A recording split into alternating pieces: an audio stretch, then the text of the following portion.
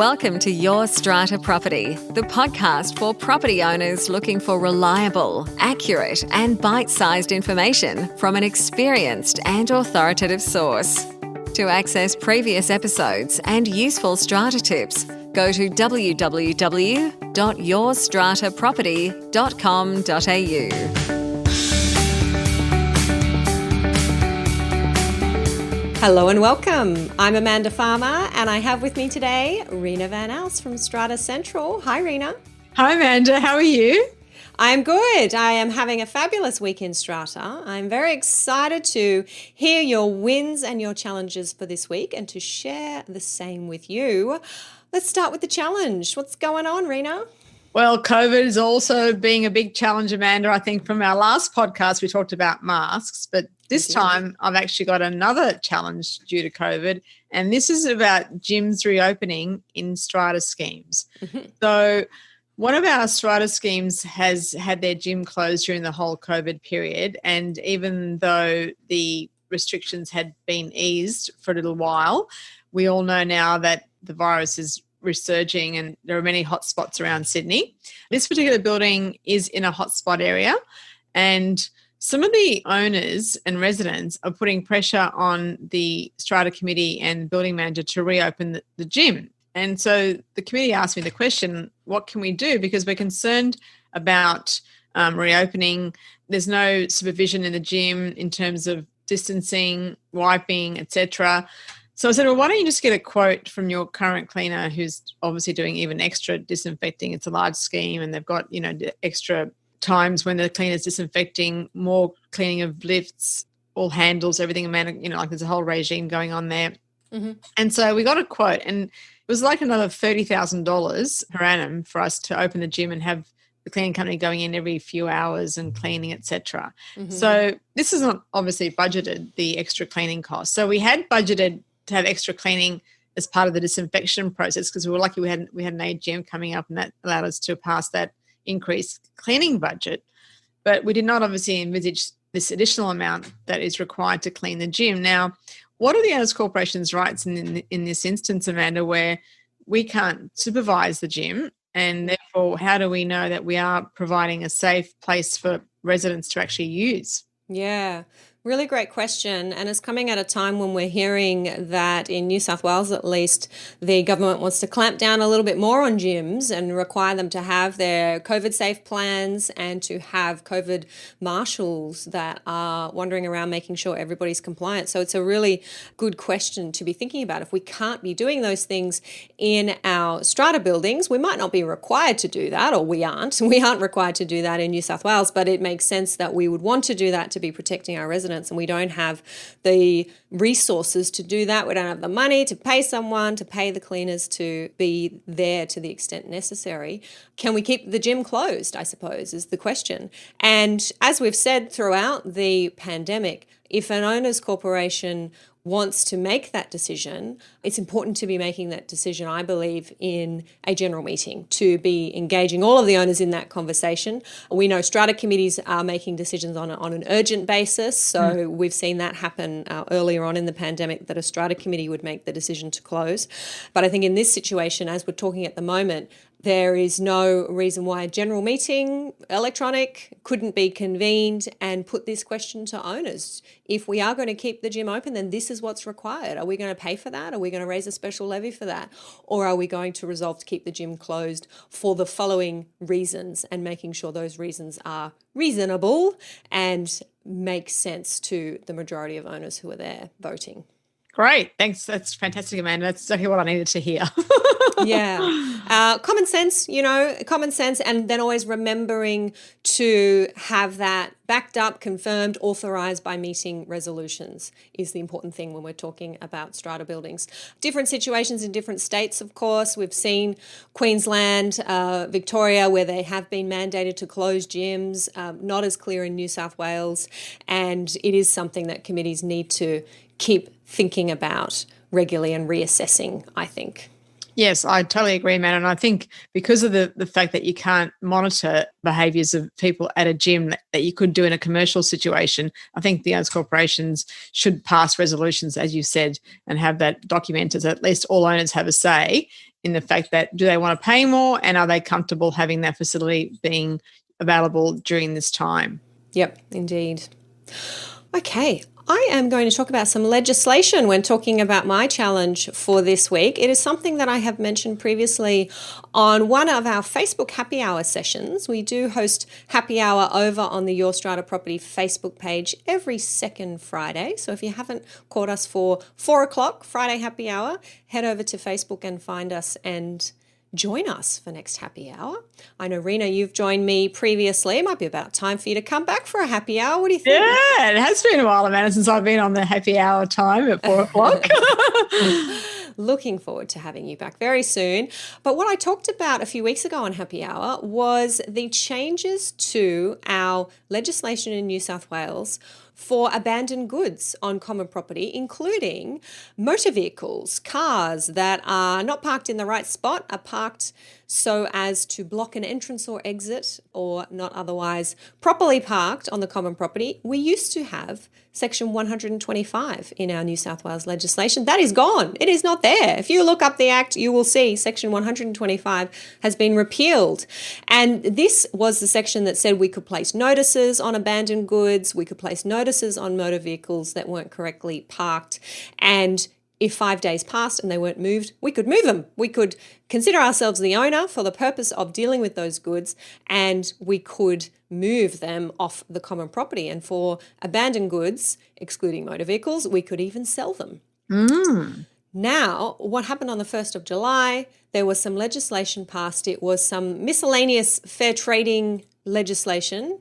It was not specific strata legislation, but it did cover this part of our Strata Schemes Management Act and repealed Section 125. The intention being apparently to simplify the law when it comes to the disposal of abandoned and uncollected goods and make sure that it was all dealt with under one piece of legislation, which is the Uncollected Goods Act of 1995. So that act has been amended to specifically refer to strata schemes, but it doesn't contain the same kind of notice provisions and give owners corporations the same powers that we used to have under Section 125 and the regulations that were attached to that section. So in my view, it makes it much harder, if not impossible, to deal with abandoned motor vehicles because you actually need an order of the tribunal now if a receiver is to be appointed and is to be able to deal with an abandoned motor vehicle. And I know many buildings were using that process that was in our regulation attached to Section 125, putting notices on the vehicle and referring to those sections of the legislation and warning people that vehicles could be moved. Those warnings for anyone who may be across the legislation will now be of no weight, no force and effect without that process being in place. I recently had to use that legislation it's now been repealed because we had a car that had been left on common property for like 4 months, and luckily we ended up getting it towed before 1 July. Yeah. But I wasn't even aware that this had changed. So this has been a really quiet change in the Act that hasn't really been brought to the forefront, not even, I don't think, by any of our professional bodies either. I haven't seen anything come out from SCA or anything. Yeah, I think something may have come out recently. It's been a couple of weeks since I started talking about it on social media. And one of my members inside our membership community, we have a forum where we post questions and answers, and someone had posted a question about dealing with motor vehicles. And this member had gone to, I think, link to Section 125 to say, hey, if you're in New South Wales, just be aware this is available to you. And the member, who is also a strata manager, said, oh my goodness, so just as you did, Reena, it's not there anymore. And that led me off to do some research and finding that the repeal had happened on the 1st of July. Now, I am very interested to hear that you actually used it, because people will say to me, Amanda, who really cares? We couldn't really move vehicles. It wasn't all that helpful for the day-to-day problems with visitor parking, for example. It was only if you did have a car dumped. If you had a car dumped on the property, we've had this problem for some time where police, council, often often tow truck drivers will say, oh no, private property can't touch it. We can't come onto your common property and deal with that. So we've been able, since Section 125 came in and the regulations attached, to point to a piece of legislation that did allow us to deal with abandoned vehicles quite quickly, quite promptly, quite effectively. And it sounds like you used that. And what we also did, Amanda, in this case was the building manager obviously was the on-site contact, but I asked him to put the notice also in the lifts, in all the lifts of the building, so that just in case a person hadn't been down to the garage to see that their car has been dumped there for God knows 4 or 5 months, I said put it under everyone's door, the notice, put it in the lift, so that there can be no one saying that we didn't try, and let everybody know, the owner of the vehicle, whoever that may be, that we are going to take this action. So I sort of felt a bit more comfortable in that respect by taking every precaution I could, because that vehicle hadn't been moved for 4 months, and therefore that person may have not come down to the garage. Maybe they've moved out. I don't know. But it was great. And we got on the street and it's no longer there. I don't know where it is now. Yes, so you could move it. What our legislation used to say is you could move the vehicle to the nearest legal place. I haven't gone back to have a look, but it was something along those lines, to the place where it could be lawfully parked or lawfully it wasn't. left. So, we didn't put it in no standing or anything like that. We put exactly. But the tricky part is now with, yes, this is dealt with under the Uncollected Goods Act, but I've mentioned there, if there is what they call high value abandoned goods, and the high value abandoned goods is over $20,000. I assume that must be the estimate of the value. You need to have a receiver appointed, and the receiver needs an order of the tribunal to sell the goods. In relation to motor vehicles in particular, I've just looked this up as we've been talking, Reena. Section 31 of the Uncollected Goods Act says a person must not sell a vehicle unless the Commissioner of Police has issued a person with a certificate to the effect that the motor vehicle is not for the time being recorded as being stolen, and the person has obtained a written search result in relation to the vehicle. So my quick reading of that is you've got to actually keep the abandoned vehicle on your common property until the Commissioner of Police has issued you with a certificate that you can sell it. We don't have that provision to be able to move it anymore. Oh, yeah. That's really going to cause a lot of problems, I think, in buildings who have had to use this part of the legislation, Amanda. I mean, I think for those that haven't had to, it's not an issue. But I think in larger buildings, this does happen more often than not. Yeah, it's interesting. What I've been talking about on my social media posts about this, drawing it to people's attention, is that I know so many buildings, and I have one of these bylaws in my toolkit. So many buildings have a bylaw that refers to Section 125, refers to the notice procedures that are available, and whether or not that bylaw's had to be used, it is there, it is registered, and committees have found comfort in that, maybe giving it to tenants when they come in to say, hey, look, we've got some pretty strict rules about abandoned goods and about parking in the right spot. And if you don't comply with these rules, then we can actually take your car and put it somewhere else. And those bylaws have probably been effective for them. Those bylaws now will not make any sense because those parts of the legislation don't exist, and that's no longer the process. So they'll have to be revised. And I'm sure down the track, sometime soon, I'll be having a closer look at the Uncollected Goods Act and seeing how we can incorporate some of those provisions into our bylaws to help curb this unpleasant behaviour of dumping on our common property. That's great, Amanda. Thanks for alerting us managers to this whole new section that's been repealed now. Yep, that is it. Good to know. But as you said, it went through very quietly and we didn't have a say. And I did see that from Karen Stiles at the OCN when she commented on one of the posts and said it would have been nice for owners to have known about this so that we could have a say and perhaps have the legislation amended in a different way or have some additional provisions popped into the Uncollected Goods Act for us. Yeah, exactly, man. It would have been good to have some consultation. So that was my challenge for this week. Reena, do you have a win for me? Yes, so this is actually a win for some and not a win for others, I would say. So we've talked about this before, Amanda, where we have lot owner property, in this case, a hot water system that burst. And the person actually was away and it burst and it flooded, like I think 3 or 4 apartments cascading down the building. And the damage is quite extensive. It's floorboards, paint, furniture, so many things. But in particular, a lot of damage to the common property. And the Strata community member said to me, this is not an insurance claim because the hot water systems are lot owner property. Everyone's got their own individual system in their apartment, and therefore this is not an insurance claim. And I said, no, I'll still put it through the insurance, through our broker, because if that's the case, then they'll tell me, and it'd be easier for us to then share that advice with those owners who are affected to say, well, listen, I've tried to go to the broker and the insurer has declined the quote. In fact, the opposite occurred, and the broker said, no, it is covered. And I said, are you sure? Because I need to be able to go back to the committee and say, this is included and why. So she did articulate the policy wording that showed that it was covered. And so it was lucky in a sense that all the other owners that were affected could then deal with the broker and get quotes and have a builder come in and do all the remedial works and a specialist flooring company come in. But on the converse of that is that the renewal now is due in the middle of August. And because this claim has now cost $40,000, the ability now to get more than one company to provide terms for renewal has now been extinguished because in a sense, the broker went out and said now, because of other previous claims, which were minor in comparison, but this one, which is the most significant, as I said, being $40,000, only the incumbent insurer would offer renewal terms, of course, at a much higher premium.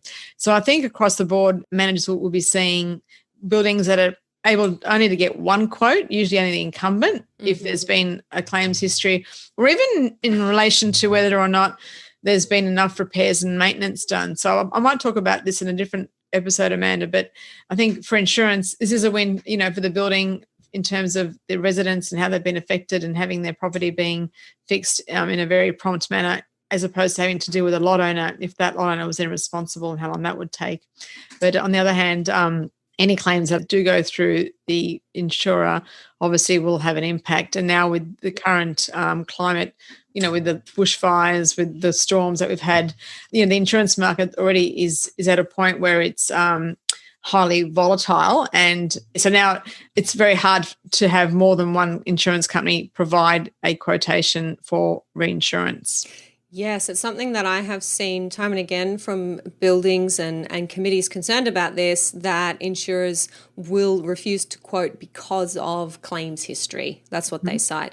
So, yeah, great way to frame it there, Reena. A real win for those owners who haven't had to put their hands into their pocket to deal with the outcome of this lot property disaster, but a very generous insurer there covering that aspect of the lot property. And that's something that is often a surprise to strata buildings, that our building insurance policies are in fact quite broad and do often cover lot property problems. So worth checking out. But when that claim is made, you are going to be impacting, of course, your claims history. And it is such a tight market at the moment. Yes, man. I think it's something that I think buildings should keep in mind in terms of whether or not it is always, depending on the quantum of the damage, is it always best to put a claim in? Yes, very, very good point. Yeah, think about that. What's it going to cost to put our hands in our pockets, and what is it going to cost over time down the line in our increased premiums or inability to have another insurer come in and quote. We will, as we do, keep talking about that issue on the podcast, Reena. Lots and lots of insurance scenarios that, as you've said, come up. I am going to share my win with you this week. I'm talking about pets. And as a pro-pets strata lawyer, as you all accuse me of, and I don't know if it's an accusation. Not again, Amanda. Put my hand up and say that I am. We have had a win for one of our members inside the membership community. I had a member call with her, and that's a benefit that's available to members. They can book in for a 1-hour call with me. And we spoke about her application to keep a dog in her apartment building. It was a new home for her. She had bought in recently, and she'd bought in on the understanding that the building was pet friendly, what she called pet friendly, because it had a bylaw that said animals are permitted with approval, and approval cannot be unreasonably withheld. So when I see a bylaw like that, I think that's great too, and I consider a building to be pet friendly because you have that opportunity to ask for approval, make your application, and it is on the strata committee or the owners corporation, whatever level they're approving that at, to act reasonably in considering that application. Now, this member, when she was sharing her story with me, said that she'd made her application and the committee had indeed refused her. And they had provided some reasons. Their reasons were that maybe the dog would be noisy, that maybe the dog would leave mess, that maybe the dog would damage property, and that they hadn't had any other animals in the building before. They were surprised that that bylaw was there. They didn't know that it was there, and they were worried that now everybody would want to have dogs. Yes. And I said to her, none of those are reasonable reasons to my mind, and that she had the opportunity to go to the tribunal and make an application under Section 157 of our Act to say that she had one of those bylaws that permitted animals with approval and that the Owners Corporation had unreasonably refused to give that approval. Now, I suggested to her that she kick off that process by filing an application for mediation. At that stage, she didn't have the dog. She was on a list to get the dog, had been approved, and then her application, of course, failed at the Owners Corporation level. So she'd lost the opportunity to get that particular dog. But I said, look, even though you haven't got another dog on the horizon, apply for mediation. At the moment, it is taking about 3 months. I don't know if you've had this experience, Yes. Reena. 3 months from the time you lodge a mediation application to get a mediation date. Yeah, well, I mean, I've lodged one about a month ago and I haven't even heard. Oh, Even gosh, no. of a date. My latest one that I lodged took 3 months to get a date. We haven't even got there yet. And that's why I suggested to this member that she lodge that application for mediation and just start that discussion with the Owners Corporation so that they realised that was the path that she was heading down. She was determined to keep an animal and find a way to resolve this issue with the Owners Corporation. And the win here is that upon lodging her mediation application, Fair Trading served that on the Owners Corporation. Strata Committee sat down, had a discussion with her. She was able to give them comfort, resolve their concerns, and they have now said that if she applies again, when she's got her next dog lined up, ready to come, then they will approve that application. Oh, that's a great outcome, Amanda. I think it's one of those things where you understand both sides. I mean, the committee's concerns, are valid to an extent in terms of why they have those concerns. But I think until she actually has a pet, they really can't, say maybe this might happen and maybe. Indeed. Ifs and buts and pots and pans. I mean, in the day, we could always say, I could walk down the stairs and fall. There's so many maybes in life. You really can't just justify refusing an application on that basis. But what you can do is have conditions attached to an approval. Correct. So if there is a problem with the dog down the track, if there's noise, if there's mess, if there's damage, if there's complaints, then there's a process in place to deal with those, which could result in the approval being withdrawn. And we do have buildings that have bylaws to that effect. So it's about regulating those outcomes so that if there is a problem, the issue can be dealt with and not simply saying no because you think there might be a problem. And in my view, the tribunal is going to always see that kind of position as being unreasonable. So she was very happy that she didn't even have to go to the mediation, didn't have to go through the tribunal process. Simply by showing the Owners Corporation that she was committed to this process and aware of her rights and they were required to act reasonably, then they were able to resolve that issue between them. So happy news. That's a great outcome, Amanda. I know that in other mediation applications that I've submitted in the past, sometimes just the application being submitted and a date being set is all that takes for, I think, sometimes for people to come around. And that has been my experience in schemes over the years. So that was a great outcome. That I think also it's a bit stressful, I think, for owners having to deal with like a strata committee and the whole mediation process. It can be quite daunting. So if it can be avoided, it's a great outcome also. Yeah, definitely. So don't let those long wait times put you off. I tend to say to clients these days, we should probably start that process earlier than maybe we might otherwise because it is just taking so long to get a mediation date. The one that I have at the moment, which I may be talking about on the podcast in a future episode, has to do with some work that has been done within an apartment and the Owners Corporation is seeking rectification. I'm acting for the Owners Corporation. So at the moment, there is work that's been carried out in a lot that is illegal and we do have some concerns for the structural integrity of the building and we're waiting for a mediation date. It's not urgent enough for us to seek an urgent order from the tribunal. We have thought about that, but this situation is just in limbo for this long amount of time. Committee's not sure how it's going to be resolved. The owner is not sure. I'm sure there's great stress on that side as well.